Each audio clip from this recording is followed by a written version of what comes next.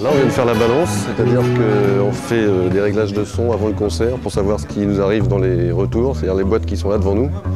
Et chacun prend les instruments qu'il a envie et qu'il a besoin pour être à l'aise dans le concert et entendre tout le monde, et s'entendre soi-même surtout.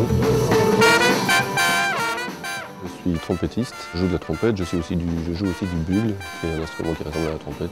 Moi, je joue soit avec des groupes habituels, soit pour des séances d'enregistrement à l'occasion, et des fois au coup par coup dans différents orchestres. J'ai fait des études normales jusqu'au bac et une licence de maths, et parallèlement je faisais le conservatoire dès le plus jeune âge, et après j'ai choisi grâce à l'armée, où je faisais mon service dans la musique, le fait de choisir la carrière de musicien plutôt que mathématicien. À la maison, c'est travail de l'instrument et vie familiale, disons. Et en tournée, début de journée, on va dire balance en gros, vers 14 h après le déjeuner, jusqu'à 17 h, 18 h, la petite pause, le concert. On circule la nuit dans un bus. Bon, ça c'est assez exceptionnel, généralement c'est plutôt à l'hôtel, et puis après quand même se déplacer jusqu'à la prochaine date, la ville d'après, et ainsi de suite.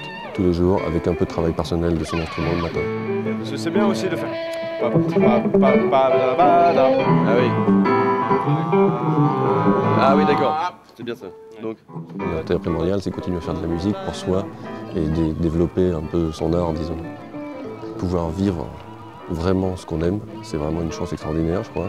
Après, il y a les voyages, c'est quand même aussi très intéressant de voyager par son travail, que ce soit en France, à l'étranger, n'importe où. Les rencontres aussi, parce qu'on c'est vraiment des rencontres de gens, des rencontres humaines, je dirais. C'est difficile de jouer avec quelqu'un avec qui on ne s'entend pas. Je pense que c'est même presque pas possible. Quand il y a femme et enfants à la maison, c'est toute une organisation. Mais bon, ceci dit, ça fait partie du métier.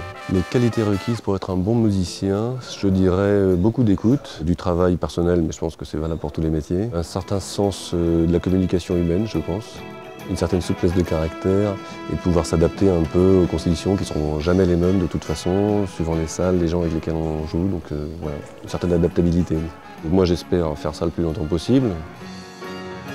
Moi, je ne sais pas si quand j'aurai 50 ans, je pourrai continuer à prendre la route et à dormir peu, parce qu'on dort quand même assez peu et assez mal quand on est en tournée.